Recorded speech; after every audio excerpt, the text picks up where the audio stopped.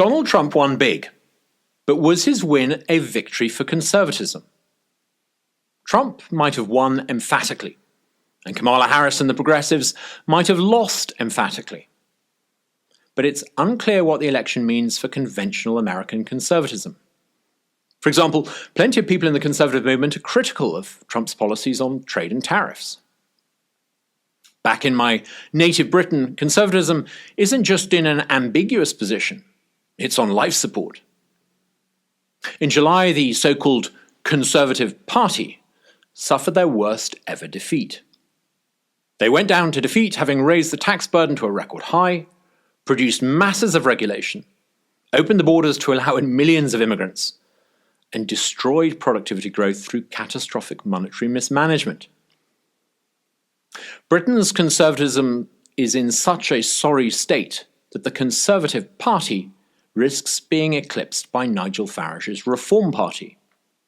Perhaps Trump and Farage are just an anti-establishment kind of conservatism, a reaction against the complacency and incompetence of what you might call country club conservatism. Or perhaps we're seeing the emergence of a fundamentally different type of conservatism. If conservatism is to survive and not fragment into competing factions, free marketeers against protectionists, laissez-faire versus corporatism, perhaps all of us on the right need to agree on several big things. First, we need to recognize that Western governments, progressive and yes, conservatives, have got some fundamental things wrong. Number one, we should have been way more careful about who we allowed to settle in the West. Having lots of smart people moving to your country in search of a better life can be a really good thing. An immigrant myself, I support immigration. But not all immigration is the same, and not all new arrivals come cost-free. A recent European study, for example, showed that immigrants to Denmark coming from Western societies make a net positive fiscal contribution.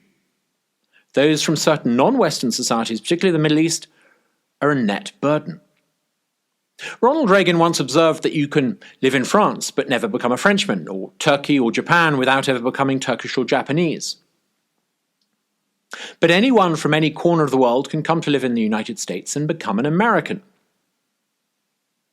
You might be able to live in France without becoming French, or Turkey without becoming Turkish, or Japan without becoming Japanese. But would someone from France, or Turkey, or Japan each become American with the same equal ease? Anyone can become an American, as Reagan recognized, because they accept a set of ideas. But what happens if some people settling in the West won't accept those ideas, or the basic assumptions behind Western rationalism? To quote Professor Salim Mansour, a practicing Muslim, testifying before the Canadian House of Commons, the flow of immigration into Canada from around the world, and in particular Muslim countries, means a pouring in of numbers into a liberal society of people from cultures at best non-liberal. He went on to say, "We cannot continue with such an inflow of immigrants under multiculturalism based on the premise that all cultures are equal when it's untrue." So the second thing is that conservatives need to reject cultural relativism. We need to recognize that not all cultures are equal.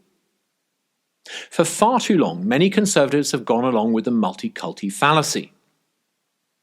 If we're to safeguard Western culture, we must begin by recognizing that Western culture is both distinctive and distinctly good.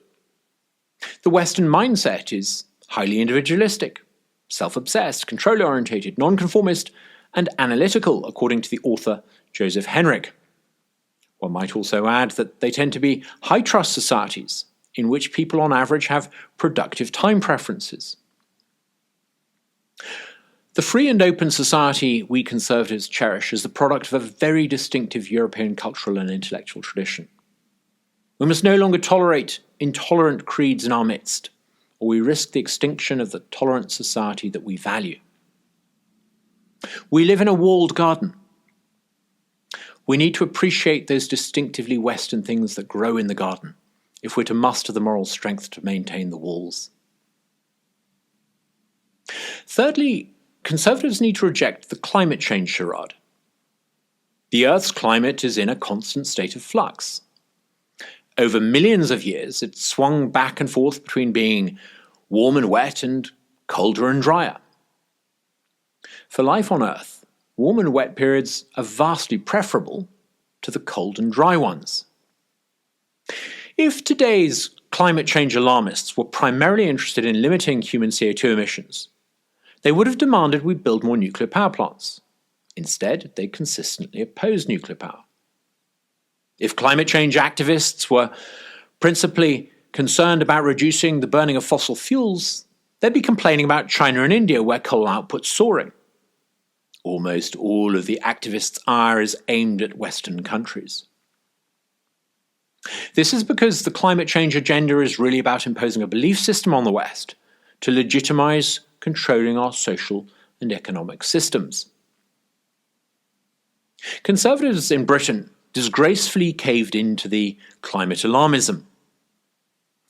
As a result, energy is expensive. Living standards are falling. There's been no overall reduction in CO2 emissions since the economic activity has simply been sent offshore. British Conservatives might have adopted the agenda of the climate activists, but the climate activists never adopted the Conservatives. Conservatives need to reject the mad, millenarianist demands of the Green Lobby. Fourthly, Conservatives should always support the free market. Free market capitalism is the most successful system. The trouble is that sometimes the system that we Conservatives support and defend is anything but the free market. Over the past decade, central banks have created handouts for banks. Monetary policy has inflated asset prices, making homeowners and those with shares rich. What's free market about a monetary system in which central bankers set interest rates? What's free market about a banking system that socializes risks and losses but allows a handful to help themselves to the profits? Next time you find yourself stuck on a customer service call, trying to get a response from a faceless corporation that takes your money monthly but won't pick up, ask yourself if this is really the free market, or instead a system of crony corporatism.